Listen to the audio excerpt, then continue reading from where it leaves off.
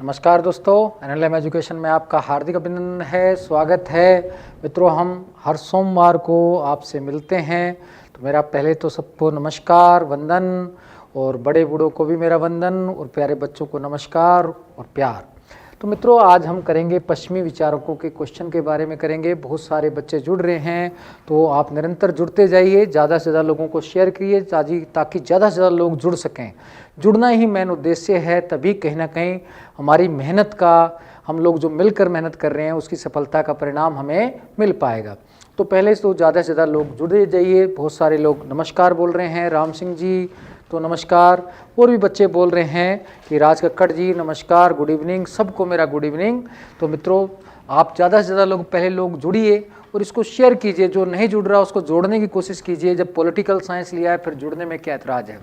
और वास्तव में पश्चिमी विचारक तो वैसे भी हमें अच्छे से पढ़ने चाहिए। तो पश्चिमी विचारक को पढ़ने के लिए मैंने बताया भी था कुछ शैलियाँ, वो भी मैं बता देता हूँ। लेकिन बेसिक चीज़ क्या है पश्चिमी विचारक में? बेसिक चीज़ ये है, किसी भी पश्चिम विचारक का अध्ययन करने से पहले हमें उसकी जीवन परिस्थितियों का अध्ययन करना चाहिए, क्योंकि उसके विचार उसी में निहित हैं मित्रों। तो पहले जीवन की परिस्थितियां पढ़ें, तो उसी में पता चल जाएगा कि वो मेन बात क्या करना चाह रहा है। जैसे प्लेटो और अरस्तु न्याय की बात करते हैं, क्योंकि उन्होंने न्याय देखा था। होब्स बेसिकली क्या है, शक्तिशाली राजतंत्र की बात करता है, क्योंकि उन्होंने गृह युद्ध देखा था। चूंकि लोग ने गौरवपूर्ण क्रांति देखी थी, तो गौरवपूर्ण क्रांति से सकारात्मक परिणाम आए थे, इसलिए लोग गौरवपूर्ण क्रांति की बात करता है।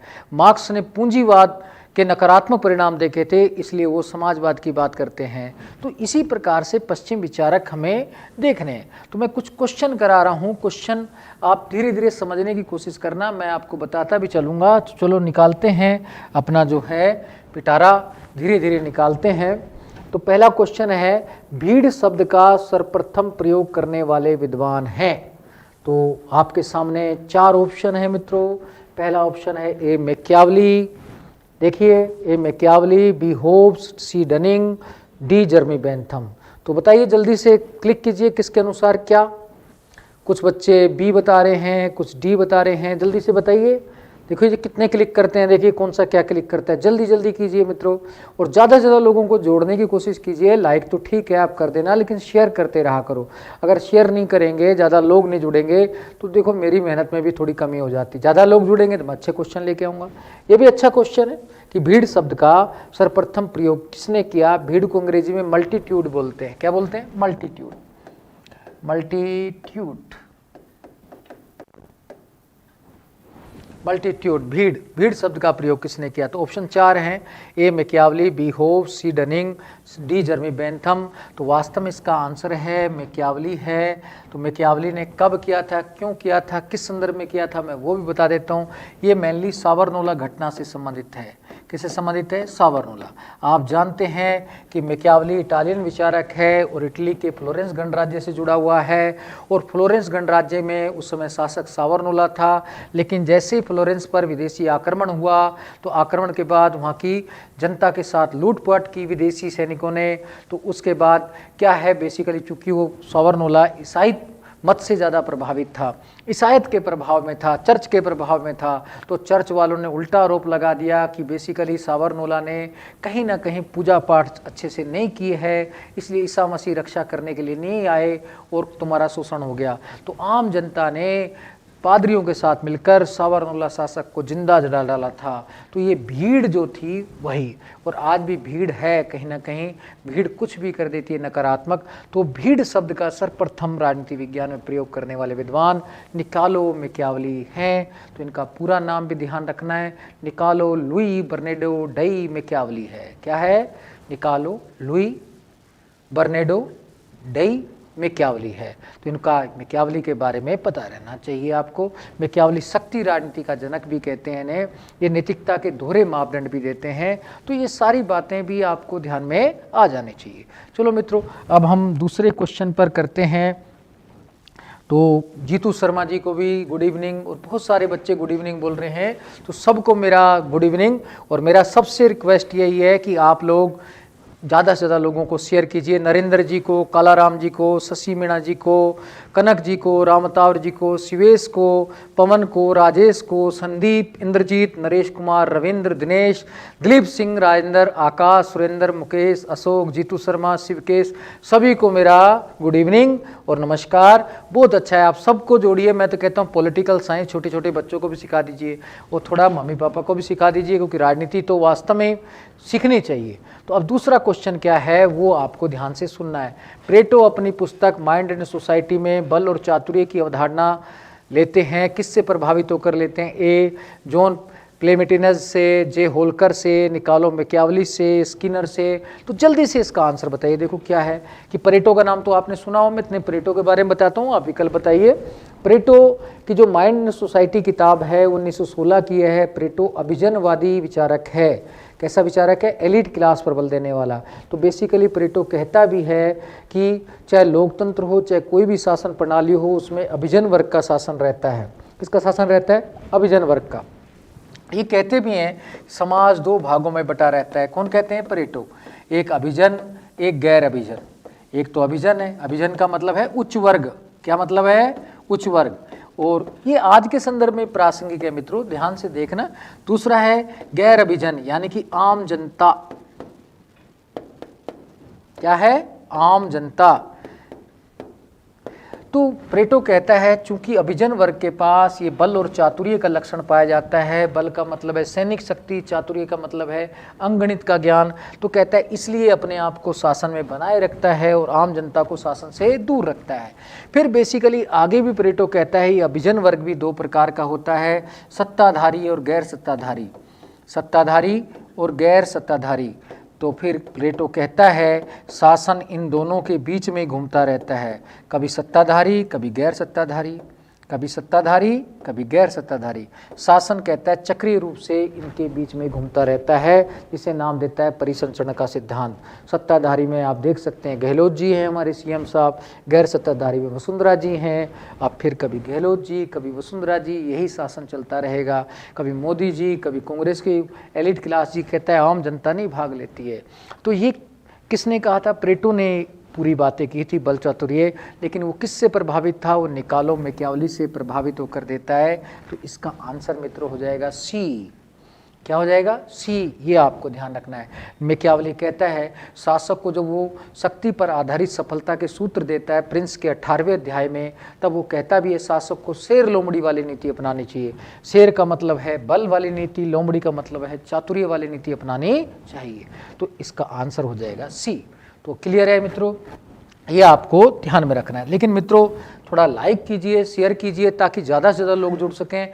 तो संख्या थोड़ी ज़्यादा रहेगी तो मैं आपके साथ और ज़्यादा मेहनत करूँगा, क्योंकि आप युवा साथी हैं। आप जानते हैं कि भाई मेरी तो पूरी काफ़ी आधी उम्र बीत चुकी है, उसके बावजूद मैं आपके सामने लाइव आ रहा हूँ, वो भी 8 बजे सर्दी में।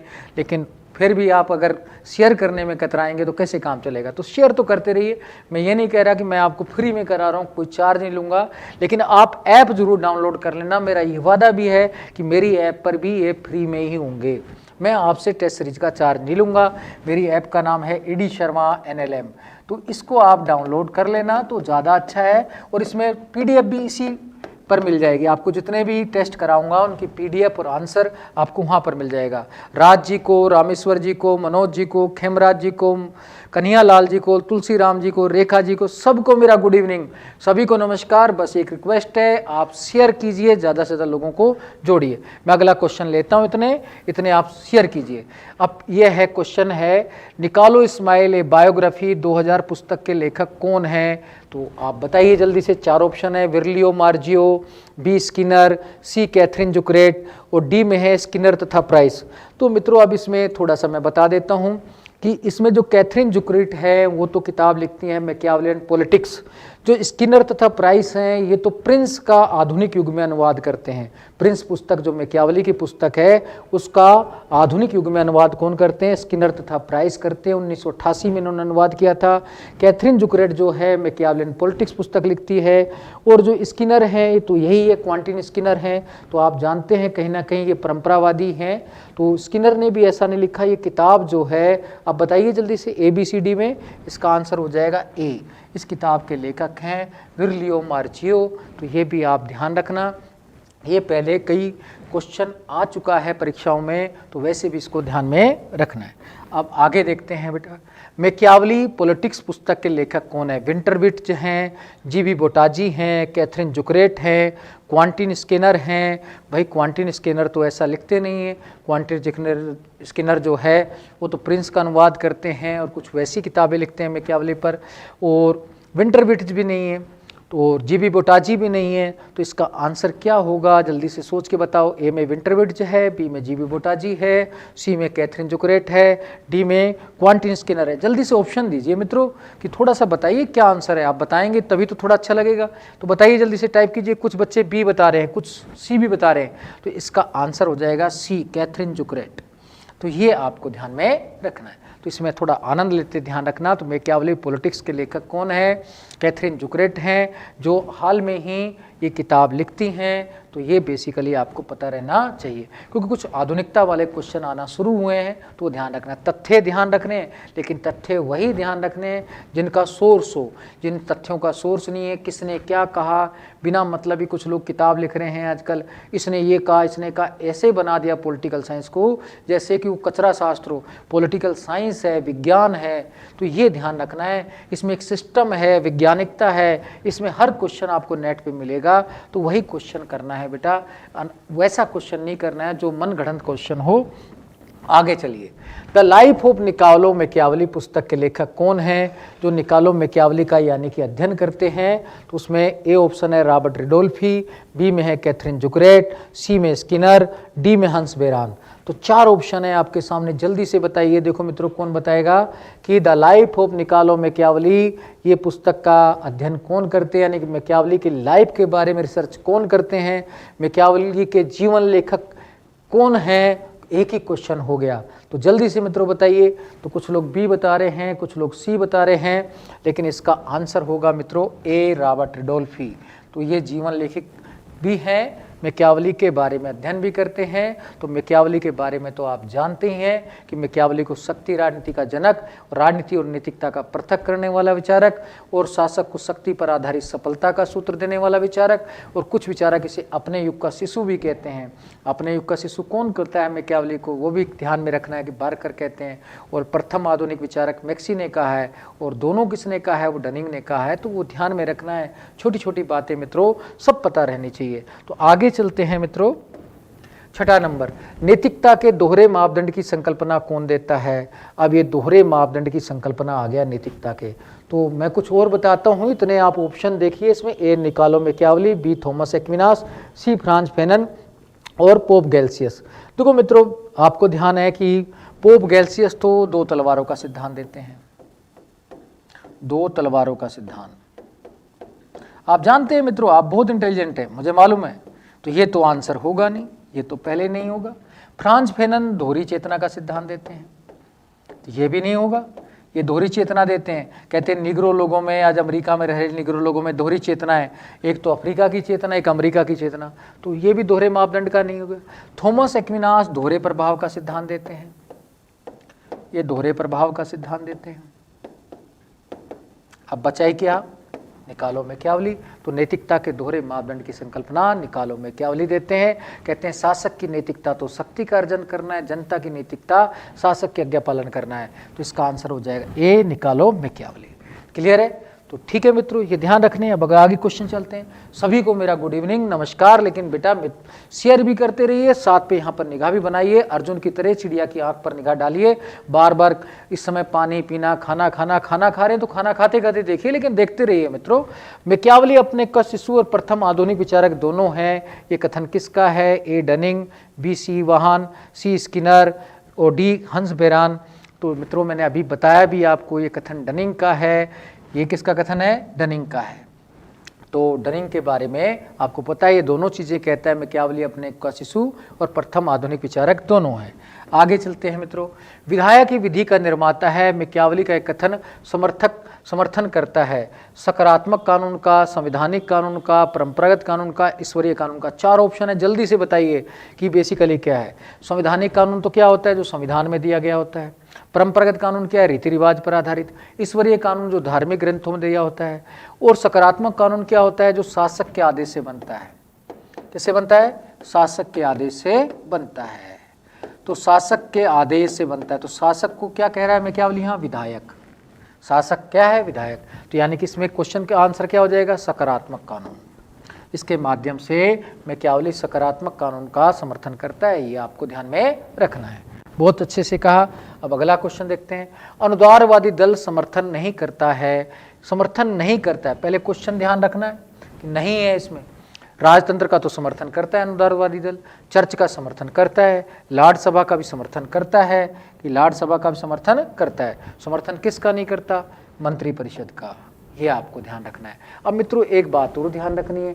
अनुदारवादी दल से होब्स जुड़े हुए हैं, लोक या रूसो या मैकियावेली, तो इससे जुड़े हुए हैं होब्स। कौन जुड़े हुए हैं? होब्स। ठीक है, ये ध्यान रखना है। फिर एक बात और ध्यान रख लेना, अनुदारवादी दल का पुराना नाम क्या है? टोरी दल है। ये भी पता रहना चाहिए, इसका पुराना नाम क्या है? टोरी दल। तो डरना नहीं, क्वेश्चन के अंदर क्वेश्चन को ढूंढना है, आराम से करना है। और आप तो बहुत ही इंटेलिजेंट हैं मित्रों, तो आप ध्यान रखना है। अब आगे जो क्वेश्चन है, लेवियाथन राजनीति को निष्फल बना देता है, कथन किसका है? तो आप देखिए ऑप्शन।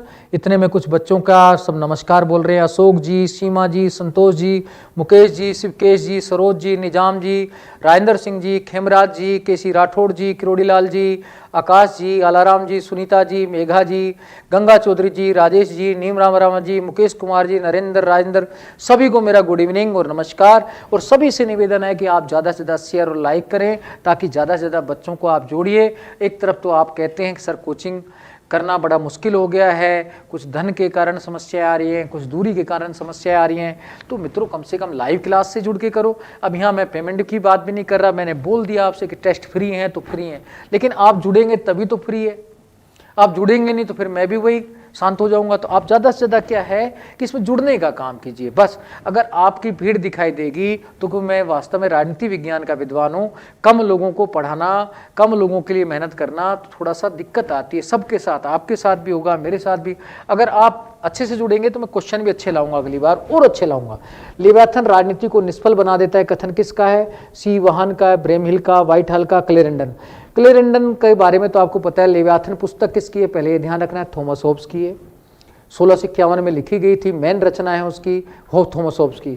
तो बेसिकली क्लेरेंडन तो इस पुस्तक को जलाते हैं और कहते हैं विश्वासघातों से भरी हुई है, तो इसने विश्वासघातों वाली बड़ी कहा। व्हाइट हॉल कहता है विद्रोही की प्रश्नोत्तरी, ब्रेमिल कहता है कुत्तों का तमाशा, और ये राजनीति को निष्फल बनाने वाली बात तो वाहन करते हैं, तो उसका आंसर हो जाएगा वाहन। तो ये आपको ध्यान रखना है। आगे चलते हैं मित्रों। अपनी पुस्तक एन इंट्रोडक्शन टू लेवियाथन में होब्स का समर्थन करते हुए कहते हैं कि ये अनुभव और आवश्यकता दोनों में समन्वय करते हैं। तो आपके सामने 4 ऑप्शन है मित्रों, ए माइकल ओक्सार्ट, बी हन्ना आरेंट, सी लियो स्ट्रास, सी वाहन। तो जल्दी से आंसर बताइए इसका कौन सा हो सकता है। कि पहला दोबारा से क्वेश्चन सुन ली। अपनी पुस्तक एन इंट्रोडक्शन टू लेवियाथन में होब्स का समर्थन करते हुए कहते हैं कि ये अनुभव और आवश्यकता दोनों में समन्वय करता है। तो वास्तव में होब्स का समर्थन किसने किया? तो वो ध्यान रखना है अपनी ये पुस्तक में। और कहते हैं कि वो अनुभव और आवश्यकता दोनों, अनुभव का मतलब यहाँ रीति रिवाज से, मैं थोड़ा हिंट दे देता हूँ। आवश्यकता से मतलब थोड़ा भौतिकवाद से है, मैं हिंट दे देता हूँ। अब तो कम से कम क्वेश्चन का आंसर बता दीजिए। तो इसका आंसर क्या है मित्रों? ए माइकल ओक्सार्ट है। ऐसा माइकल ओक्सार्ट की ये पुस्तक है, उसमें ये कहते हैं और वो होब्स का समर्थन करते हैं। कहते हैं होब्स रीति रिवाज को बनाए रखता है, अनुभव को बनाए रखता है। तो होब्स की प्रशंसा करते हैं और कहते हैं होब्स के जो नागरिक समाज था उसमें कहीं ना कहीं रीति रिवाजों का प्रभाव था। माइकल ओक्सार्ट नवरूढ़िवादी विचारक हैं और बेसिकली नवरूढ़िवाद के अनुरूप कहते हैं रीति रिवाज पर आधारित शासन श्रेष्ठ होता है और रीति रिवाज रहते हैं तभी कहीं ना कहीं समाज में व्यवस्था बनती है। ये बुद्धिवाद, तर्क बुद्धिवाद का आलोचना करते हैं। कहते बुद्धिवाद अच्छा नहीं होता है। और बेसिकली ये क्या है, और भी बहुत अच्छी बातें कहते हैं। जैसे इनका कथन है, मैं रूढ़िवादी नहीं हूँ, मैं तो ज्ञान का केवल आदान प्रदान करने वाला हूँ। तो अपने आप को रूढ़िवादी नहीं मानते, वास्तव में थे नव रूढ़िवादी, फिर भी क्या कहते हैं, मैं रूढ़िवादी नहीं हूँ, मैं तो केवल ज्ञान का आदान प्रदान करने वाला हूँ। तो बेसिकली माइकल ऑक्सफोर्ड के बारे में ये सारी बातें आपको पता रहनी चाहिए। फिर ये प्लेटो के संदर्भ में भी कुछ विचार व्यक्त करते हैं, जहाँ प्लेटो ने कहा था कि दार्शनिक शासक होना चाहिए, उनको दर्शन की भावना शासक को ज़्यादा आनी चाहिए, दर्शन या सद्गुण शासकों के अंदर होना चाहिए। तो इनका कथन है, कहते हैं शासक को नहीं, व्यक्ति को दार्शनिक सद्गुण ही होना चाहिए, पर जबकि शासक को तो सबसे कम सद्गुण बनाने की आवश्यकता है। तो आप शासक के साथ प्रयास मत कीजिए, अपने साथ प्रयास कीजिए, अपने आप को सद्गुणी बनाइए। तो ये किसने कहा था, शासक को सबसे कम सद्गुणी बनाने की आवश्यकता है, ये भी माइकल ऑक्सफोर्ड ने कहा था। तो इसका आंसर ए है। तो ये आपको समझ आ गया होगा और आप पढ़ेंगे मित्रों तो अच्छा रहेगा। और मैं तो कहता हूँ जो गाँव में बच्चे रह रहे हैं तो ऑनलाइन जुड़ जाएँ। ऑनलाइन भी मैंने छोटे छोटे 5 भागों में पॉलिटिकल साइंस को बांट रखा है। तो बेसिकली राजनीति सिद्धांत और पश्चिमी भारतीय राजनीति विचारक, तुलनात्मक राजनीति, IR और भारतीय राजव्यवस्था, उसमें कीमत भी कम है, आप आसानी से ले सकते हैं, उसमें बहुत ज़्यादा कीमत नहीं रखिए, ताकि आप एक पोर्शन तो लेके देखें। लेवियाथन का भाग नहीं है। अगला क्वेश्चन है लेवियाथन, मैंने बता दिया, होब्स की पुस्तक है, भाग नहीं है, of man, of Commonwealth, of kingdom, of dictatorship. तो मित्रों इसमें चौथा भाग मैच नहीं कर रहा है, इसकी जगह आएगा ऑफ क्रिश्चियनिटी। क्या आएगा, ऑफ क्रिश्चियनिटी था चौथा भाग, तो आपको ये ध्यान में रखना। तो आंसर हो जाएगा डी। 13, तलवार के अभाव में समझौते मात्र शब्द होते हैं, कथन किसका है, मैकियावली का, होब्स का, स्किनर का, हंस बेरान का। जल्दी से बताइए, तो बहुत सरल क्वेश्चन है। देखो कौन बताएगा, तलवार के अभाव में समझौते मात्र शब्द होते हैं। कुछ बच्चे बताने की कोशिश कर रहे हैं, लेकिन बाकी लोग भी बताइए। तो ये बेसिकली कथन किसका है, होब्स का है। होब्स भी कहता है बिना शक्तिशाली राजा के अगर कोई समझौता होता है तो वो समझौता शब्द मात्र होगा, उसका क्रियान्वयन नहीं होगा। इसलिए होब्स समझौते के माध्यम से शक्तिशाली राजतंत्र का समर्थन करते हैं। तो ये ध्यान में रखना है आपको। आगे बेटा अगला मित्रों देखते हैं, होब्स का कथन नहीं है। होब्स का कथन क्या नहीं है, 4 कथन है। मानव प्रकृति वैसी है जैसी मैं बताता हूँ, बिल्कुल होब्स का एक कथन है। होब्स ने कहा था मानव अपनी प्रकृति से नकारात्मक प्राणी है, असामाजिक अनैतिक प्राणी है, एकाकी, दीनहीन, पापी, पाश्विक, क्षणभंगुर प्राणी है। और लास्ट में कहते हैं मानव प्रकृति वैसी है जैसी मैं बताता हूँ। फिर कहते हैं दूसरा कथन, स्वयं को पढ़ो। यह भी होब्स का कथन है। होब्स कहता है मानव प्रकृति वैसी है जैसी आप समझ रहे हैं, पहले खुद को पढ़ लो, वही प्रकृति है। फिर अगला में क्या, होब्स ये भी कहते हैं धोखा दिया नहीं जाता, खाया जाता है, लेकिन राजाओं को नैतिक बनाने की सबसे कम आवश्यकता है। ये तो मैंने अभी बताया था, ये तो माइकल ऑक्सफोर्ड ने कहा है। किसने कहा है, माइकल ऑक्सफोर्ड का कथन है। ये तो किसका कथन है, ये होब्स का कथन नहीं है। तो ये आपको ध्यान में रखना है। इसका आंसर क्या हो जाएगा, डी।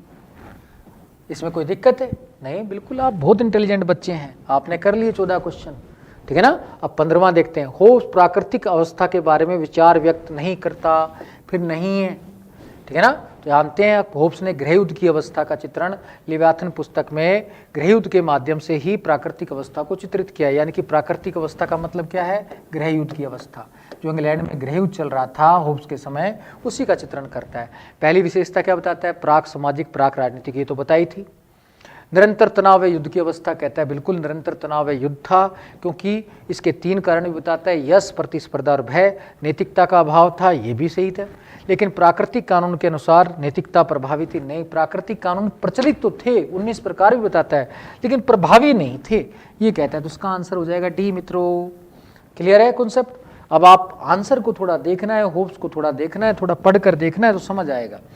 अगला है, न्यू लेवियाथन पुस्तक के लेखक कौन हैं, Barrington Moore, R.G. Collingwood, Michael Oxford, Maxey. 4 option है मित्रों, जल्दी से बताइए, जल्दी से बताइए। आप जितना ज़्यादा बताएंगे उतना अच्छा रहेगा। तो आप ज़्यादा से ज़्यादा पहले तो शेयर करते जाइए, क्वेश्चन बहुत अच्छा है। मैं आपको अभी बताता हूँ कि किसका है, क्या है, पूरी डिटेलिंग बताता हूँ, लेकिन पहले आपका आंसर आने दो। देखो जल्दी से आंसर लाओ। और गांव के बच्चे तो पूरे जुड़ो, शहर के नहीं जुड़ते तो गांव के जुड़ो। शहर का बच्चे को तो किताब भी मिल जाती है, और गांव में बैठे हैं अभी तो वैकेंसी भी आने वाली है, 1195 सीट आने वाली हैं। ये अंतिम ऑप्शन ये स्कूल लेक्चर बनने का है, उसके बाद तो 200 वैकेंसी आएंगी, मैं लिख के दे देता हूँ। उसके बावजूद आपका आंसर नहीं आ रहा है, जल्दी से बताओ। न्यू लेवियाथन पुस्तक के लेखक हैं R.G. कोलिंगवुड। इन्होंने 1942 में किताब लिखी थी और इसमें कहा था कि होब्स ने सारी बातें अच्छी की हैं, समझौता भी अच्छा है, सारी बातें अच्छी हैं, बस होब्स को नैतिक शासक नहीं मिला। क्या नहीं मिला? नैतिक शासक। तो ये बताते हैं, कहते हैं होब्स अच्छा है, लेकिन होब्स को क्या है कि नैतिक शासक नहीं मिला। तो ये बेसिकली कहते हैं अगर वो नैतिक शासक की बात और कर देता तो आज सभी थिंकर उसको स्वीकार कर लेते। तो ये बेसिकली कहते हैं और जी कोलिंगवुड। तो ये भी आपको ध्यान में रखना है मित्रों। तो 1942 की है। एक क्वेश्चन फिर आगे भी आ जाए, ऐसे पूछ ले, न्यू लेवथन पुस्तक कब प्रकाशित हुई? तो 42 की, और जी कोलिंगवुड ने की। ये भी आपको ध्यान रखना है। चलिए आगे देखते हैं मित्रों। 17, होब्स में व्यक्तिवाद और निरंकुशवाद दोनों का समन्वय के समर्थक हैं। ऐसे कौन से व्यक्ति विचारक हैं जो कहते हैं होब्स में व्यक्तिवाद के तत्व भी मिलते हैं और निरंकुशवाद के भी, मेनली व्यक्तिवाद के तत्व मिलते हैं? ऐसा मैं एक सूची बना देता हूं। देखो इसमें 4 ऑप्शन है आपके सामने, एलन राय, सेबाइन वोगन, सेबाइन वहान, वहान कीवर्ड। तो मैं याद करने की तकनीक बताता हूँ। पहली बात तो केवल निरंकुशवाद की बात कौन करते हैं? केवल निरंकुशवाद, कहते हैं नगन निरंकुशतावाद की बात करते हैं, कहते हैं होब्स तो निरंकुशवादी है। ये 2 ही थिंकर हैं, प्रोफेसर वोगन और वहान। अब जहां जहां ये दोनों लिखे हैं वो तो पहले इसे कैंसिल कर दो, यानी कि वोगन यहाँ लिखा है, वहान यहाँ लिखा है, वहान यहाँ लिखा है, बचा ही क्या? एलन राय, सेबाइन। ये दोनों तो केवल निरंकुशवाद की बात करते, कहते हैं इसमें व्यक्तिवाद का तत्व ही नहीं मिलता। तो अपने आप ही 3 तो कैंसिल हो गए, अब 2 बचे। अब ये व्यक्तिवाद की बात और निरंकुशवाद दोनों में समन्वय की बात कौन करते हैं, यानी कि व्यक्तिवाद की बात कौन से करते हैं? तो आपको दिख रहा है एलन राय और सेबाइन, 2 तो नाम पता ही है आपको। फिर मैक्सी भी है, CL वेपर भी है, डनिंग भी है, कीवर्ट भी है। ये सब कहीं ना कहीं क्या है, इसमें कहते हैं दोनों तत्व मिलते हैं। लेकिन ये 2 लोग तो कहते हैं केवल निरंकुशवाद के तत्व मिलते हैं। तो अब इससे ही आपका आंसर बन रहा है। तो आप ये ध्यान रखना। एक ग्रोवर भी थिंकर थे, ग्रोवर भी क्या कहते हैं, दोनों तत्व मिलते हैं। तो ये छोटी छोटी बातें मित्रों आपको ध्यान रखना है। इनकी आधुनिक किताबें भी हैं, कीवर्ट की, वोगन की, तो एलन राय की। तो आपको ध्यान रखना है। एलन राय तो ये कहते हैं कि जो होब्स है मनोवैज्ञानिक रूप से व्यक्तिवादी है, इसका जो मनोविज्ञान है मूल उद्देश्य व्यक्तिवाद के करीब है। तो ये ध्यान में रखना है। आगे देखते हैं। होब्स को निरंकुशवादी मानते हैं सी वहान, केवर्ट, एलन राय, CL वेपर। मैंने बताया ना, निरंकुशवादी 2 ही विद्वान मानते हैं। अभी पिछले क्वेश्चन से जुड़ा हुआ है। कौन कौन से हैं? 2, एक तो वहान, दूसरा वोगन। ये 2 ही बेसिकली कहते हैं होब्स को एक स्पेशली निरंकुशवादी है, इसमें व्यक्तिवाद का तत्व नहीं मिलता। तो अब इसमें देख लो कौन सा है, वहान आ गया, आंसर हो गया। सेम जुड़ा हुआ है, लेकिन बार बार रिपीट करने से, समझ विकसित करने से होगा मित्रों। तो आप इसको समझ विकसित कीजिए, तभी आपको थिंकर भी क्लियर होंगे। बहुत इजी है, एक बार पढ़ के देखिए। लेकिन हम मेहनत ही नहीं करना चाहते ना। बहुत सरल है पॉलिटिकल साइंस, दुनिया का सबसे इजी सब्जेक्ट है। तो वैसे भी कहते हैं हिस्ट्री ज्योग्राफी तो ज़्यादा पढ़ने से लाभ नहीं होता। हिस्ट्री ज्योग्राफी तो सुबह पढ़ो शाम को साफ हो जाती है, लेकिन पॉलिटिकल साइंस तो हमेशा याद रहती है। तो इसलिए सबसे अच्छा सब्जेक्ट है। तो आगे देखिए, होब्स लोकतंत्र को लोकतांत्रिक प्रक्रिया से नष्ट कर देता है। ये कथन किसका है? ये बेसिकली वहान ने कहा था। किसने कहा था? मैंने कहा था ना, 2 ही आलोचक हैं, एक तो वहान, एक वोगन। तो यहाँ पर वहान दिख रहा है, तो इसको चुप करके लगा दो, आपका आंसर क्लियर। आगे देखते हैं मित्रों। होब्स के बारे में सत्य कथन नहीं है। होब्स मानव प्रकृति का नकारात्मक चित्रण करता है, बिल्कुल नकारात्मक करता है, क्योंकि ये बेसिकली नहीं है, पहले ध्यान रखना है, नकारात्मक करता है। अब ये तो आंसर हो नहीं सकता। फिर होब्स के अनुसार सामाजिक समझौते भय और प्राकृतिक कानून की प्रेरणा के फलस्वरूप होता है, बिल्कुल ये भी सही है, ये भी आंसर नहीं हो सकता। होब्स के अनुसार शासक समझौते का परिणाम है, ये भी बिल्कुल सही है। होब्स के अनुसार शासक समझौते का भाग है, भाग नहीं कहा था उसने, परिणाम कहा था। तो इसका आंसर हो जाएगा डी। तो ये भी आपको ध्यान में रखना है। बहुत सारे मित्र मुझे बोल रहे हैं गुड इवनिंग, सभी को मेरा नमस्कार। लेकिन मित्रों इनको धीरे धीरे पढ़ना है, शांति से समझो, फिर घर पढ़ो। अगर फिर भी कोई दिक्कत आती है तो मुझे 9782084502 पर आप मैसेज कर देना, मैं और सवालों के जवाब बता दूंगा। और टेलीग्राम का लिंक भी नीचे दे रखा है, टेलीग्राम ग्रुप का, टेलीग्राम चैनल का। अगर इसमें डिस्क्रिप्शन में जाएंगे तो आपको सारे लिंक मिलेंगे, आप जुड़ जाइए उनसे। लेकिन आप जुड़ना तो थोड़ा मेहनत तो करनी पड़ेगी, डिस्क्रिप्शन पे जाना पड़ेगा। अब ये थोड़ी बताऊंगा आपकी वीडियो में डिस्क्रिप्शन कहाँ होता है, वहाँ सारे लिंक दे रखे हैं, आपको सारे आंसर मिल जाएंगे। फिर मैंने कहा इसकी PDF भी आपको मेरी ऐप पर मिल जाएगी। App AD Sharma NLM app download करेंगे तभी तो मिलेगी। आप डाउनलोड जल्दी से कर लीजिए, क्योंकि उसमें आपको PDF भी मिलेगी, साथ में आगे टेस्ट पेपर अगर ऐप पर भी होते हैं तो आप सभी लोग जुड़ पाएंगे। वो निःशुल्क रहेगा, मेरा ये वादा है। आरंभिक पूंजीवादी विचारक किसे कहा जाता है? थॉमस होब्स को, जॉन लॉक को, एडम स्मिथ को, डी टाकविले। ये तो वास्तविक उदारवादी हैं। वास्तविक पूंजीवादी हैं 3। तो आपको ध्यान है कि जॉन लोग भी पूंजीवाद की बात करता है, एडम स्मिथ भी ये बात करता है। तो वास्तविक पूंजीवादी हैं जो हस्तक्षेप की बात डायरेक्ट से करते हैं, अदृश्य हाथ की बात करते हैं। तो बचा थॉमस होब्स। तो थॉमस होब्स को आरंभिक पूंजीवादी कहते हैं क्योंकि इनमें व्यक्तिवाद के कुछ तत्व भी मिलते हैं, जैसे ये विद्रोह का अधिकार देते हैं, भागने का अधिकार देते हैं, ठीक है ना। सभी व्यक्तियों को समान मान लेते हैं, राज्य की उत्पत्ति, सामाजिक समझौते की बात करते हैं, लेकिन वैसे निरंकुश तंत्र का समर्थन करते हैं। इसलिए कहते हैं इनके विचारों में कुछ तत्व ही पूंजीवाद उदारवाद के दिखाई देते हैं, इसलिए इन्हें आरंभिक पूंजीवादी कहते हैं। ये क्वेश्चन भी नेट में आ चुका है, IAS के पेपर देखेंगे तो वहाँ भी आ चुका है, तो ये भी ध्यान में रखना है। आगे चलते हैं मित्रों। थॉमस होब्स ए बिब्लियोग्राफी पुस्तक के लेखक कौन हैं? जल्दी से बताइए मित्रों, 4 ऑप्शन है, ए मैग्नोलैंड, वे हारग्रेव्स, कॉलिंगवुड, अर्लेथम, सी वहान। तो इसमें जल्दी से बताओ तो कौन सा है? तो देखो कुछ बच्चे दे रहे हैं ऑप्शन, कोशिश कर रहे हैं बिब्लियोग्राफी पर। ये मैग्नोलैंड वे हारग्रेव्स की पुस्तक है, तो ये भी आपको ध्यान में रखना है। आगे चलते हैं मित्रों। निम्नलिखित में से कानूनी संप्रभुता से संबंधित नहीं है। कानूनी संप्रभुता क्या होती है, पहले तो ये ध्यान में रखना चाहिए। कानूनी संप्रभुता क्या कहती है कि संप्रभुता राज्य में नहीं तय, लेकिन उसका प्रयोग कौन करता है? शासक करता है। कार्यपालिका प्रयोग करती है। प्रयोग कौन करेगा? शासक या कार्यपालिका। संप्रभुता राज्य में नहीं तय, लेकिन उसका प्रयोग शासक या कार्यपालिका करती है। तो ये देखो इसमें कौन कौन से कहते हैं, ठीक है ना। तो जीन बोधिन ऐसा कहता है, बिल्कुल ये कानूनी संप्रभुता से जुड़ा हुआ है। जर्मी बेंथम भी सीमित संप्रभुता की बात करते हैं, ये तो सीमित कानूनी संप्रभुता की बात करते हैं, वैसे भी आपने सुना है। थॉमस होब्स भी कानूनी संप्रभुता की बात करते हैं, लेकिन बंटरा द जुनैल तो बेसिकली नव परंपरावादी हैं। साथ में ये किसकी बात करते हैं? प्रत्यक्ष लोकतंत्र और लोकप्रिय प्रभुसत्ता की बात करते हैं। तो इसलिए आंसर क्या हो जाएगा इसका? बंटरा द जुनैल। कौन सा हो जाएगा? बंटरा द जुनैल। तो बंटरा द जुनैल को ध्यान में रखना। इन्होंने द प्योर पॉलिटिक्स किताब भी लिखी थी और साथ में on power and it's nature ये पुस्तक भी लिखी थी। अब कई बच्चे ये भी कंफ्यूज रहते हैं, सर ऑन पावर तो बर्ट्रैंड रसल ने लिखी थी, लेकिन इसके आगे जो है इट्स नेचर एंड हिस्ट्री शब्द आएगा, तो ये भी ध्यान में रखना। लेकिन आप लोग ध्यान तो रखते नहीं, कोई बात नहीं, इसका आंसर तो ध्यान रखो। बंटरा द जुनैल नव परंपरावादी विचारक है, तो आंसर क्या हो जाएगा? ये। चलिए मित्रों अगला क्वेश्चन करते हैं। तो क्वेश्चनों की संख्या काफ़ी है मित्रों, लेकिन आप जुड़ेंगे तभी तो ज़्यादा होंगे।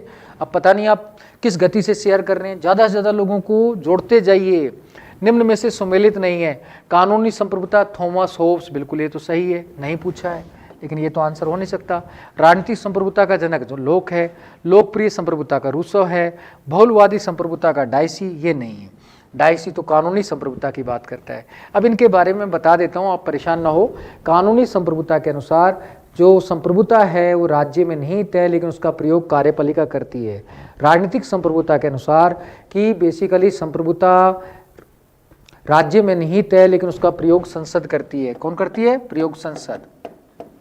लोकप्रिय संप्रभुता के अनुसार संप्रभुता राज्य में नहीं तय, लेकिन प्रयोग जनता करती है। तो बेसिकली ये तो रूसो आगे बिल्कुल सही है, ये भी सही है। गलत कौन सा है? ये डायसी तो कानूनी संप्रभुता की बात करते हैं, सॉरी राजनीतिक संप्रभुता की बात करते हैं, लोक के समान।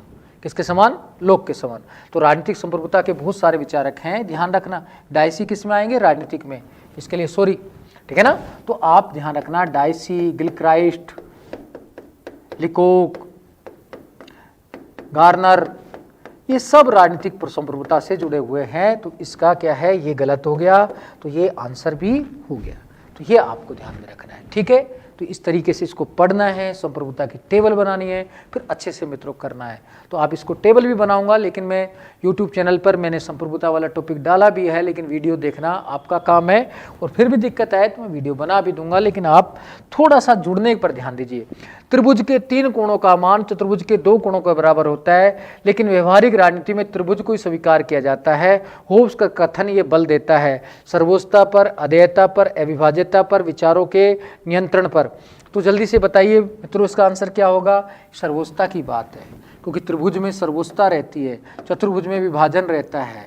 तो होब्स सर्वोच्चता के संदर्भ में कहता है राजनीति में सर्वोच्चता कोई व्यक्ति पसंद करते हैं। कोई सेंट्रल मिनिस्टर के बजाय राज्य का सीएम बनना पसंद करेगा। हम बड़े कमरे में 2 जने रहने के स्थान पर छोटे कमरे में अकेला रहना पसंद करेंगे। तो ये त्रिभुज की जो बात है वो सर्वोच्चता से जुड़ी हुई है। किससे जुड़ी हुई है? सर्वोच्चता से। क्लियर है मित्रों? अब अगला क्वेश्चन देखते हैं। होब्स घोर व्यक्तिवादी है, ऐसा कौन कहता है घोर व्यक्तिवादी? तो इसमें सेबाइन, मैक्सी, वहान। तो देखो वहान और वोगन तो व्यक्तिवादी कहते नहीं, निरंकुशवादी कहते हैं। ये तो पहले ही निकाल दो बाहर। अब 2 ही बचे, सेबाइन और मैक्सी है। इसमें क्या है फिर? आंसर क्या है? सेबाइन है। घोर शब्द नहीं कहता, मैक्सी तो कहता है दोनों तत्व मिलते हैं उसमें, व्यक्तिवाद और निरंकुशवाद। तो सेबाइन ज्यादा कहता है कि इसमें व्यक्तिवाद के तत्व ज्यादा मिलते हैं, तो इसलिए इसका आंसर क्या हो जाएगा? सेबाइन। तो मित्रों पहले तो हमेशा नेगेटिव सोचा करो कौन सा आंसर नहीं हो सकता है। तो ये 2 मैंने निकाल दिए, अब बचे 2 में से 1 छांट लिया, तो इसमें आपकी संभावनाएं बढ़ जाएंगी। तो ये ध्यान में रखना है। अब आगे देखते हैं। प्रतिनिधित्व नहीं तो कर नहीं, अमेरिकी क्रांति का नारा किसका प्रभाव था? जल्दी से बताइए किसका प्रभाव था। ऑप्शन है आपके सामने 4, जॉन लॉक, एंगल्स, थॉमस हंसर्ट और प्रोफेसर वोकार्ट। 4 ऑप्शन है, जल्दी से बताइए मित्रों। देखो कुछ आंसर दे रहे हैं, बी दे रहे हैं, कुछ सी दे रहे हैं, तो इसका आंसर है जॉन लॉक। आप ध्यान है जॉन लॉक स्वयं तो गौरवपूर्ण क्रांति से प्रभावित था, लेकिन जॉन लॉक से अमेरिकी क्रांति प्रभावित थी जो 1776 की है। और ये आपको ध्यान रखना, जॉन लॉक किससे प्रभावित था? गौरवपूर्ण क्रांति से। जॉन लॉक से कौन सी क्रांति प्रभावित थी? अमेरिकी क्रांति। तो ये भी आपको पता रहना चाहिए। आगे देखते हैं। लॉक की पुस्तक 2 ट्रीटीज ऑन सिविल गवर्नमेंट प्रकाशित हुई, ये कब की है? ध्यान रखो, जल्दी से बताइए। देखो बताएंगे कुछ लोग, ये 1689 11 कम 1700 की है, ये भी आपको ध्यान रखना है। ये मेन पुस्तक है लॉक की। इसके बारे में वहान क्या कहता है? ये 2 नलियों वाली बंदूक है। क्या है? 2 नलियों वाली बंदूक है, जिसकी एक नली होब्स के लेवियाथन पर प्रहार करती है, तो दूसरी रॉबर्ट फिल्मर के देवीय सिद्धांत पर प्रहार करती है। मित्रों एक बात और ध्यान रखना, ये जो वहान थिंकर है ना, ये होब्स की तो आलोचना करता है, लेकिन लॉक और रूसो की प्रशंसा करता है। तो इसको थोड़ा सा इस तरीके से कॉमन सेंस से याद करने की कोशिश करना, तो आपको याद हो जाएगा, डिफिकल्टी नहीं आएगी। आगे देखते हैं। लोक जनक है, कानूनी संप्रभुता का, राजनीतिक संप्रभुता का, लोकप्रिय का, बहुलवादी का? लोक तो राजनीतिक संप्रभुता का जनक है। आगे देखते हैं। लोक के बारे में कथन सही नहीं है। लोक के अनुसार प्राकृतिक अवस्था सामाजिक किंतु प्राक राजनीतिक, ये तो सही है। समझौते का कारण 3 अंगों का अभाव, विधायिका कार्यपालिका का अभाव, तो ये भी सही है। प्राकृतिक अधिकार प्राकृतिक कानून के स्रोत हैं। डी में है प्राकृतिक कानून प्राकृतिक अधिकार के स्रोत हैं। मित्रों मैंने बताया था कि वास्तव में प्राकृतिक कानून ग्रेट हैं, प्राकृतिक कानून के फलस्वरूप ही प्राकृतिक अधिकार प्राप्त होते हैं। तो इसका मतलब ये तीसरा वाला क्वेश्चन है ना, ऑप्शन है, ये गलत हो जाएगा, ये इसका आंसर हो जाएगा। स्टूडेंट कमेंट भी देखा करो। स्टूडेंट जी सबको नमस्कार नमस्कार, तो सब जुड़ते रहो। तो आपको ध्यान रखना है, सबको मेरा गुड इवनिंग। तो आप थोड़ा सा शेयर कीजिए इसको और अच्छे से जुड़िए, ताकि ज़्यादा से ज़्यादा लोगों को जुड़ते रहें। तो मैं आगे भी आपके पास आ रहा हूँ अगला क्वेश्चन लेकर। तो मित्रों ये ध्यान में रखना है, एम जूड हार्मन के अनुसार लोक ने क्रांति का अधिकार दिया। किस में दिया? तो बेसिकली लोग जानते हैं कि वास्तव में विद्रोह का अधिकार तो होब्स देते हैं, क्रांति का अधिकार लोग देते हैं, इसलिए लोग को क्रांतियों का दार्शनिक भी कहते हैं। तो लोग ने कहा क्रांति कब कर सकते हैं, उसके बारे में एम जूड हार्मन जो थिंकर हैं वो पूरा विश्लेषण करते हैं और बताते हैं कि कब क्रांति कर सकते हैं। तो ध्यान रखो, ऑप्शन है ट्रस्ट का उल्लंघन, सामूहिकता की स्थिति, आत्मरक्षा का अधिकार, ट्रस्ट का उल्लंघन व सामूहिकता की स्थिति दोनों। तो इसमें वो दोनों बातें करते हैं। एम जूड हार्मन कहते हैं कि क्रांति तभी कर सकते हैं जब शासक ट्रस्ट का उल्लंघन करे, यानी कि प्राकृतिक अधिकार को उल्लंघन करे, और क्रांति के लिए सामूहिकता होनी चाहिए, बहुमत के माध्यम से क्रांति होनी चाहिए। तो ये भी आपको ध्यान रखना है। आगे चलते हैं मित्रों। प्राकृतिक अधिकारों के लोक संदर्भ में सामूहिक संपत्ति का नाम दिया। भाई किसने लोक के प्राकृतिक अधिकारों को सामूहिक संपत्ति का नाम दिया, यह भी आपको ध्यान में रखना है। तो इसमें 4 ऑप्शन है, Peter Laslett, John Dunn, John Milton, Maurice Cranston. तो ये मित्रों आपको ध्यान में रखना है। तो आप ये ध्यान में रखना है। तो 4 ऑप्शन है आपके सामने, तो आपको ये सारी बातें ध्यान रखनी है। तो इसमें वो आंसर क्या होगा?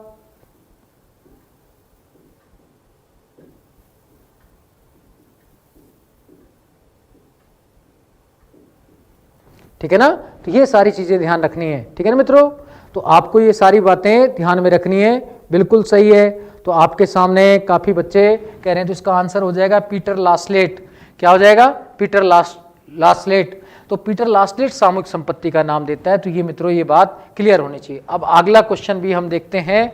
तो वो कई बच्चे जुड़ रहे हैं, सबको मेरा नमस्कार। तो गुड इवनिंग बोल रहे हैं बहुत सारे बच्चे, गुड इवनिंग, सबको मेरा गुड इवनिंग। तो बहुत सारे हैं, राजेश जी हैं और मनोराम जी हैं और राकेश जी हैं, अरविंद जी हैं, सबको, अजय जी को, सभी को गुड इवनिंग, सबको गुड इवनिंग। तो मित्रों आप शेयर करते जाइए, इसको थोड़ा सा और ज़्यादा लोगों तक पहुंचाइए कि मेहनत हमारी जो रात में सर्दी में है वो सफल हो सके। दोहरी चेतना का तात्पर्य क्या है? दोहरी चेतना का मतलब क्या है? इसको फ्रांज फेनन ने दिया था। तो इसके दोहरी चेतना का अर्थ भी बताया था उन्होंने कि दो संस्कृतियों का समर्थन करना। तो इसका आंसर क्या है? दो संस्कृतियों का समर्थन किस में आ रहा है? ये किसने दी थी अवधारणा? फ्रांज फेनन ने दी थी। फ्रांज फेनन अफ्रीकी नव मार्क्सवादी विचारक थे। तो उन्होंने कई किताबें भी लिखी थी, black skin and white mask, the wretched of the earth, ऐसी किताबें भी लिखी थी। तो black skin and white mask में वो कहते हैं कि वास्तव में विकासशील जो देश हैं, जो आज भी प्रजातिवाद से कहीं ना कहीं पीड़ित हैं, वो आज़ाद तो हो गए, स्वतंत्र तो हो गए, लेकिन जो विदेशी शासकों ने 250 वर्षों तक शासन किया, लंबे समय तक विकासशील देशों पर शासन किया, इसके कारण प्रजातिवाद का जो बर्डन है, मानसिक बर्डन है, उसका शिकार आज भी हो रहे हैं। ये बातें फ्रांज फेनन कहते हैं। दो संस्कृतियों, दोहरी चेतना की अवधारणा तो उन्होंने अमेरिकी नीग्रो के संदर्भ में दी थी। कहा था अमेरिकी नीग्रो में दोहरी चेतना पाई जाती है, एक अफ्रीका की, एक अमेरिका की। ये किसने अवधारणा दी थी? फ्रांज फेनन ने। ये भी आपको ध्यान रखना है। आगे चलते हैं। जॉन लोक ए बायोग्राफी पुस्तक के लेखक कौन है? ये नेट में आ चुकी है 2015-16 में। अगर पुराने पेपर नेट के देखेंगे तो आपको क्लियर हो जाएगा। 4 ऑप्शन है, A Maurice Cranston, Peter Laslett, John Milton, Richard Cocks. तो रिचर्ड कोकस तो ये मेजोरिटी रूल वाली किताब लिखते हैं रेवोल्यूशन पर, ये भी नेट में आ चुकी है रिचर्ड कोकस की, लेकिन इनकी किताब का नाम मेजोरिटी रूल से स्टार्ट होता है, ये ध्यान रखना है। तो इसमें जो आंसर है, तो ज़्यादा आंसर क्या बैठेगा? मॉरिस क्रिंस्टन। तो ये आपको ध्यान रखना है, इसका आंसर ए हो जाएगा। आगे, मेरी माँ ने एक साथ 2 बच्चों को जन्म दिया, मुझे और बहन को, ये कथन किसका है? ये हम सभी जानते हैं कि ये आंसर इसमें आएगा क्या? Thomas Hobbes. ये आपको पता रहना चाहिए। रूसो का कथन क्या है? मेरा जन्म मेरी प्रथम दुर्भाग्यपूर्ण घटना है, लेकिन मेरी माँ ने एक साथ 2 बच्चों को जन्म दिया, मुझे और बहन को, ये कथन होब्स का है। रूसो कथन क्या है? मेरा जन्म मेरी प्रथम दुर्भाग्यपूर्ण घटना है। ये ध्यान रखना है मित्रों, थोड़ा तुलनात्मक ध्यान रखना है और कुछ भी नहीं। पॉलिटिकल साइंस तो इजी है और आप भी बहुत बड़े विद्वान हैं, आप सब पीजी हैं, पीजी का मतलब बड़े विद्वान हैं, लेकिन बस थोड़ी सी मेहनत करनी है और मेहनत आप कर सकते हैं, ऐसा कुछ नहीं है। आगे देखते हैं, लेवियाथन पुस्तक कब प्रकाशित हुई? 4 ऑप्शन है, बहुत इजी क्वेश्चन है, 1651 की है, क्योंकि ये मैं पहले बता चुका हूँ, इस पर मैं डिटेल नहीं करूँगा। आगे चलते हैं। मानव प्रकृति वैसी है जैसी मैं बताता हूँ, ये भी क्वेश्चन मैंने पहले बता दिया है, होब्स का कथन है ये भी, क्योंकि क्वेश्चन बहुत सारे हैं मित्रों, अभी रुके रहना, भागना मत, अभी कुछ टिपिकल क्वेश्चन भी आएंगे। होब्स ने मानव प्रकृति का लक्षण नहीं बताया, तो मैंने बताया था होब्स मानव प्रकृति का नकारात्मक चित्रण लेवियाथन में करता है और 5 अवगुण बताता है मानव में, पीएनबी बैंक और दोनों तरफ डॉलर, अंग्रेजी में कहते हैं solitary, poor, nasty, Brutus and short, Hindi में कहते हैं एकाकी, दीनहीन, पापी, पाशविक, क्षणभंगुर। तो ये 5 हो गए, तो ये आंसर हो गया। कौन सी पुस्तक बताया था? लेवियाथन में। तो पीएनबी बैंक और दोनों तरफ डॉलर से भी याद कर सकते, कैसे भी याद करना है, आप कर तो लो तभी तो काम चलेगा, लेकिन हंस के पढ़ना है, रो के पढ़ेंगे तो काम नहीं चलेगा। होब्स की पुस्तकें कर्मानुसार हैं, de cive, the element of law, Leviathan, de corpore politico. ये तो मित्रों कब की है? ये 1642 की है, ये 1650 की है, ये 1651 की है, ये 1655 की है। तो कर्मानुसार 1 2 3 4 आंसर हो जाएगा, तो इसका आंसर ए हो गया। क्लियर है? सबसे महत्वपूर्ण किताब तो लेवियाथन है, यह भी आपको जानते हो। इन्होंने फिर किताबें 2 और लिखी थी, डी होमिनी और साथ में बेथलहम, वो भी आपको जानकारी होनी चाहिए। तो वैसे तो आप बहुत जानकार हैं, मुझे विश्वास है कि आप आसानी से कर लेंगे। निम्न विद्वान रेखा गणित पर बल देते हैं, कौन से 2 विद्वान हैं? तो प्लेटो, होब्स पहला ऑप्शन, मिल बेंथम, फिर लास्की मिल, अरस्तु बेंथम। बहुत सारे मित्रों को मेरा नमस्कार, गुड इवनिंग। बहुत सारे बोल रहे हैं, आकाश जी, के जी और रेखा जी और राजीव जी, सबको गुड इवनिंग, सबको मेरा नमस्कार। तो बहुत कई बच्चे ए ऑप्शन दे रहे हैं, कई बी दे रहे हैं, इसका वेरी गुड, कई सी दे रहे हैं। अब देखो कौन बताते हैं, इसमें सही ऑप्शन है ए। कई बच्चों का अच्छा निकला, वेरी गुड, बहुत सारे बच्चे ए बता रहे हैं। इसमें ए बताया है रेनुज मोना जी ने, ठीक है ना, सुनीता जी ने भी ए बताया, वेरी गुड। लेकिन केसी राठौड़ जी भी ए बता रहे हैं, वेरी गुड। शंकर पोसवाल जी भी ए बता रहे हैं, वेरी गुड। गायत्री जी तो थोड़ा सा हो गए हैं, लेकिन कई बच्चे ए बता रहे हैं। सभी को नमस्कार नमस्कार। कई बच्चों ने ए बताया, वेरी गुड, बहुत अच्छे से। तो ये ध्यान रखना है। आगे चलते हैं मित्रों, अगला क्वेश्चन पे भी आंसर बताने की कोशिश करना। लेवियाथन पुस्तक को किसने जलाया था, मैंने अभी बताया, क्लेरेंडन ने जलाया था, और इसे कहा था विश्वासघातों से भरी हुई है। तो यहाँ पर मैं आपको डिबेट नहीं कराऊंगा, अभी कुछ और बढ़िया क्वेश्चन आएंगे, वहाँ डिबेट कराऊंगा। होब्स का मौलिक सिद्धांत है, तो जल्दी से बताओ मित्रों। ये बहुत सरल क्वेश्चन है देखने में, लेकिन बहुत टिपिकल भी है। वैज्ञानिक भौतिकवाद, मानव प्रकृति, प्राकृतिक अवस्था, सामाजिक समझौता। अब कई मित्र मारते हैं सामाजिक समझौता, नहीं, उसके जितने भी विचार हैं वो वैज्ञानिक भौतिकवाद पर आधारित हैं। इसी आधार पर वो कहता है मानव की मूल प्रवृत्ति आत्मरक्षण है। क्या है, आत्मरक्षण है। इसी आधार पर फिर मानव प्रकृति के विचार व्यक्त होते हैं, फिर मानव प्रकृति के आधार पर प्राकृतिक अवस्था, फिर सामाजिक समझौता। तो मौलिक सिद्धांत तो वैज्ञानिक भौतिकवाद है। इसी भौतिकवाद से, वैज्ञानिक भौतिकवाद से आगे बेंथम प्रभावित होते हैं और बेसिकली कार्ल मार्क्स प्रभावित होते हैं। तो इन्होंने जहाँ प्रेम और घृणा शब्द का प्रयोग किया, तो वहीं बेसिकली बेंथम ने सुख दुख शब्द का प्रयोग कर लिया था। तो वो ध्यान रखना। ये भी कहते हैं सृष्टि का मूल तत्व पदार्थ है, वहीं मार्क्स भी कहते हैं सृष्टि का मूल तत्व पदार्थ है। पदार्थ में सबसे इंपॉर्टेंट उत्पादन प्रणाली और अर्थव्यवस्था को मान लेते हैं। तो होब्स का ये मौलिक सिद्धांत है, ये ध्यान में रखना है। लेवियाथन पुस्तक समर्पित है, किसको समर्पित है, फ्रांसी गोल्डाफिन को, ब्रेमहिल को, वाहन को, रोस को। जल्दी से बताइए इसका आंसर। कई बच्चे बता रहे हैं, देखो इसका आंसर ए काफी बताया है। राघवीर सिंह जी बता रहे हैं, रघुवीर सिंह जी ए, फिर आर के विशिष्ट भी ए बता रहे हैं, फिर काफी बता रहे हैं, जनसेवक जी, पोसवाल जी ये भी क्या है, ए बता रहे हैं।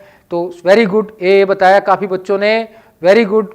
आर के विशिष्ट जी, मनोज जी, गुप्ता जी ए बता रहे हैं, पूनम जी ए बता रहे हैं, बाकी अच्छा, very good very good. Shankar Poswal ji भी ए बता रहे हैं, जनसेवक भी आगे लिखा हुआ है, आर के विशिष्ट, सुनीता जी भी ये बता रहे हैं, वेरी गुड। जब आप सब लेने बता दिया तो ए ही आंसर होगा, तो आप इसमें तनाव लेने की जरूरत नहीं है मित्रों। तो आप बहुत अच्छा बता रहे हैं, लेकिन इसको शेयर करते रहो, ज्यादा लोगों तक जोड़ते रहो, भागना नहीं है।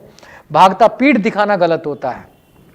लेवियाथन को विद्रोही की प्रश्नोत्तरी किसने कहा है, ये भी सीधा सा कथन है। वाहन तो निष्फल कहता है, माइकल ओक्साट श्रेष्ठ ग्रंथ कहते हैं, लेवियाथन को श्रेष्ठ ग्रंथ कहते हैं, और काउले तो बेसिकली होब्स को ही मेल्सबरी का शैतान कहते हैं।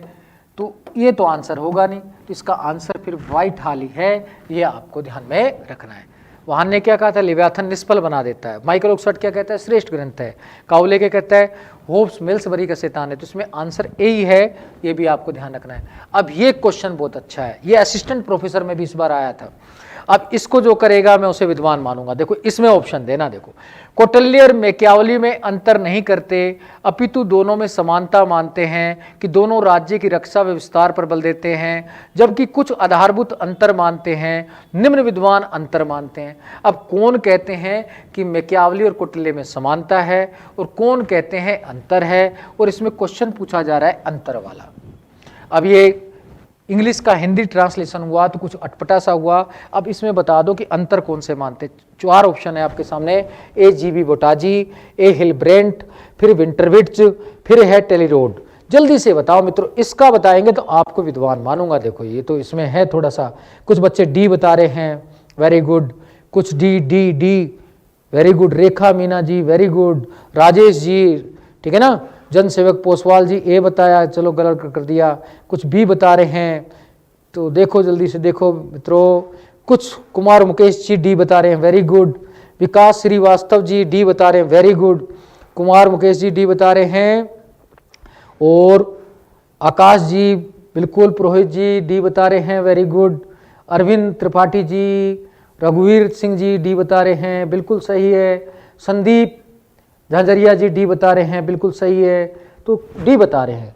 वास्तव में मित्रों ये तीनों जो विचारक हैं ऊपर वाले, जी बोटाजी, हिलब्रेंट और विंटरविट्ज, ये तो समानता की बात करते हैं। कहते हैं कौटिल्य और मैकियावली दोनों समान हैं।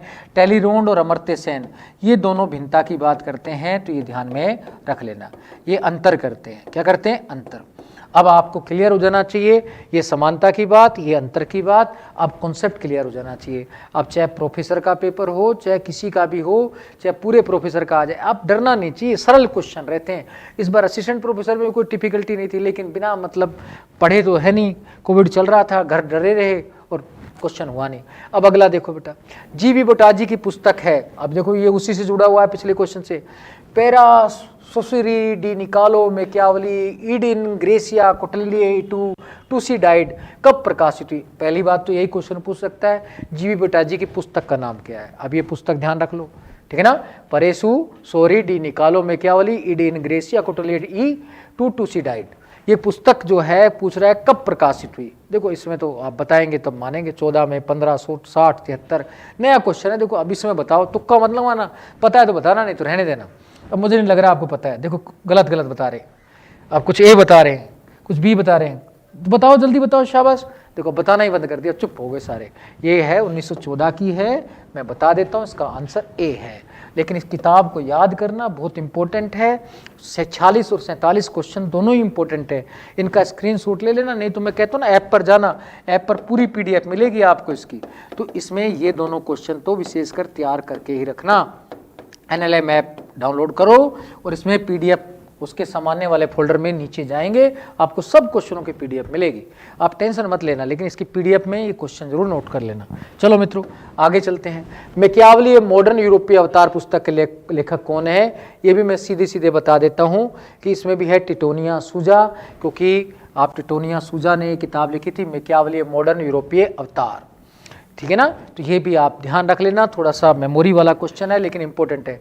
व्यक्तिगत ही राजनीति है, राष्ट्रीयता के साथ अंतर्राष्ट्रीयता का विधार है, ये कथन किसका है? जल्दी से बताओ। ये भी असिस्टेंट प्रोफेसर में अभी आया था, Betty Friedan, Cynthia Enloe, Sheila Rowbotham, Susan Griffin. तो मित्रों ये सिंथिया ऑनलोई का कथन है, इन्होंने किताब भी लिखी थी बीचेज एंड बनाना बेसिस, इनकी किताब है basis beaches and banana, beaches and bananas ये किताब है। इसमें बेसिकली कहती है कि आज महिलाओं को शोषण अंतर्राष्ट्रीय स्तर पर भी जारी है, इसलिए हमें महिलाओं को शोषण अंतर्राष्ट्रीय स्तर पर भी रोकना चाहिए। ये इंटरनेशनल कोर्ट का समर्थन करती हैं, कहती हैं इंटरनेशनल कोर्ट को ज़्यादा मजबूत करना चाहिए, अंतर्राष्ट्रीय आपराधिक न्यायालय को विशेषकर। तो ये ऐसा कहती हैं। बेसिस बीचेज एंड बनानाज ये इनकी किताब थी। तो ये आपको ध्यान रखना है सिंथिया ऑनलोई के बारे में, तो आपको ये पता भी रहना चाहिए। मित्रों आगे देखते हैं, नारीवाद की दूसरी लहर से जुड़ी प्रसिद्ध नारीवादी बेटी फ्राइडन की पुस्तक कौन सी है? तो द फेमिनिस्ट मिस्टिक है। ये भी अभी क्वेश्चन आया था असिस्टेंट प्रोफेसर में कि दूसरी लहर से कौन सी महिला जुड़ी हुई है नारीवादी, तो वह है बेटी फ्राइडन। तो इनकी किताब कौन सी है? द फेमिनिस्ट मिस्टिक है। अगला क्वेश्चन ये भी हो सकता है, अगली बार आपके सामने भी हो सकता है, असिस्टेंट प्रोफेसर में हो सकता है। तो मित्रों चाहे असिस्टेंट प्रोफेसर की वैकेंसी आए, उसमें थोड़ा सा सिलेबस भिन्न है, और स्कूल लेक्चर में और उसमें नेट में तीनों में लगभग समानता है, लेकिन बहुत ज़्यादा अंतर नहीं है। लेकिन आपको डरने की ज़रूरत नहीं है, आप बस लगे रहेंगे तो आप सब प्रकार के क्वेश्चन कर जाएंगे, आप सारी पोस्टों में आपका सिलेक्शन हो जाएगा। बेंथम व्यक्तिगत हित और सार्वजनिक हित में सामंजस्य के लिए निम्न का उल्लेख नहीं करता: भौतिक का, राजनीतिक दंड का, नैतिक व धार्मिक दंड का, अंतःकरण व कर्तव्य पालन का। कम से कम ये बता दो तो बहुत अच्छा रहेगा। ऑप्शन कुछ लोग बता रहे हैं डी, आर के विशिष्ट जी ने बताया डी, मुकेश कुमार जी ने बी। चलो कोई ना कोई बताओ, जल्दी से बताओ, जल्दी बताओ जल्दी। देखो अभी भी नहीं बता रहे हैं, जल्दी बताएंगे तभी तो काम चलेगा ना। देखो इसका आंसर है अंतःकरण व कर्तव्य पालन। इसकी बात बेसिकली JS मिल करते हैं, तो ये आपको ध्यान में रखना है। अब अगला क्वेश्चन देखते हैं, निम्न में से सुमेलित नहीं है। उदारवादी नारीवाद कौन है? एच जिगलर, ये तो सुमेलित है। उग्र नारीवाद सुलामित फायरस्टोन है, ये भी सुमेलित है, क्योंकि सुलामित फायरस्टोन ही कहती हैं व्यक्तिगत राजनीति का नारा देती हैं। संरचनाकार सीमान बुआ रहे, जिन्होंने सेकेंड सेक्स किताब भी लिखी थी, वो कहती थी नारी को या तो हमने दासी का दर्जा दिया है, देवी का, लेकिन समानता का दर्जा नहीं दिया, समानता का देना चाहिए। समाजवादी नारीवाद से ये JS मिल नहीं है, JS मिल तो उदारवादी नारीवाद से जुड़े हुए हैं। ये शीला रोबथम है, इसमें तो कौन आनी चाहिए थी? शीला रोबथम जैसी महिलाएं आनी चाहिए। तो ये आपको ध्यान में रखना है। तो ये भी क्वेश्चन इजी है। The life of John Stuart Mill पुस्तक के लेखक कौन है? आपके सामने 4 ऑप्शन है, माइकल जॉन पके, ग्रेगरी क्लेस, डेविड ब्रिंक और एडम गोपनिक। तो इसका आंसर मैं बता देता हूं, क्योंकि तथ्यात्मक है, आपको याद करना है। 1952 की किताब है और ये इग्नू के नोट्स में भी दे रखी है। तो इग्नू के नोट्स ढंग से पढ़ना है, आप गाइड वाइड के चक्कर में नहीं पढ़ना है। गाइडों में गलतियां रहती हैं और वो ऑथेंटिक नहीं रहती हैं। अब कोई बोलता है तो मैं तो कभी आपको सलाह नहीं दूंगा, मैं कहता हूँ ऑथेंटिक किताबें पढ़ो, सूची चाहिए तो मैं दे देता हूँ। आप ठीक है सुब्रत मुखर्जी की किताब पढ़ लो, राजनीतिक प्रक्रिया में आप चाहे तो यादव जी की किताब पढ़ लो, और उसके बाद जो भी जेपी सूद की किताब पढ़ो, पीडी शर्मा की किताब पढ़ो, इग्नू के नोट्स पढ़ो, किसने मना किया। लेकिन आप विकिपीडिया से पढ़ो नेट से, लेकिन गाइड वाइड के चक्कर में मत पढ़ना, क्योंकि गाइडों में बहुत गलतियां रहती हैं और समस्या पैदा आती हैं। अब इसलिए मेरा कुछ लोग विरोध कर देते हैं, लेकिन मुझे फर्क नहीं पड़ता, मैं खुद गाइड नहीं लिखता, ना गाइड में विश्वास करता। आगे चलिए, कॉलिंगवुड की पुस्तक न्यू लेविथन, जिसमें राजा के कर्तव्य पालन पर बल दिया गया, कब प्रकाशित हुई थी, तो ये मैंने अभी पहले बता चुका हूँ, 1942 में है। तो न्यू लेविथन के लेखक कॉलिंगवुड है, आरजी कॉलिंगवुड। उसके बाद लिमिट ऑफ लेविथन पुस्तक के लेखक हैं Robert Scott and B Stephen, Thomas Arthman, H L. Hart, John T Harwood. तो इसका भी मैं सीधा आंसर बता देता हूँ, 2006 की है। चाहे आप नेट पे सर्च करना, और कोशिश करके किताबों को नेट पे सर्च करके उनके फोटो देख लेने चाहिए। Robert Scott and B Stephen की है। उसके बाद तो ये टेबल आ गई है, तो टेबल को आप आसानी से देख लेना मित्रों। आंसर की आपको पूरी कहीं ना कहीं ऐप पर एडी शर्मा NLM जो ऐप है उस पर मिल जाएगी। और इसी के साथ मैं विदाई चाहता हूँ। अगले सोमवार को फिर मैं आपके सामने उपस्थित होऊंगा नए क्वेश्चन लेकर, नई ऊर्जा के साथ। लेकिन आपके अंदर भी ऊर्जा रहनी चाहिए। आप इसको ज़्यादा से ज़्यादा शेयर कर देना, जितना शेयर करेंगे तो आपकी गुरु दक्षिणा आगे ही मान लूँगा। मैं पहले बोल चुका हूँ टेस्ट सीरीज फ्री करूँगा, तो फ्री है आपके लिए, लेकिन गुरु दक्षिणा बस इतनी सी चाहिए, आप इसे शेयर और लाइक कर दें। इसी के साथ मैं विदाई चाहता हूँ। धन्यवाद।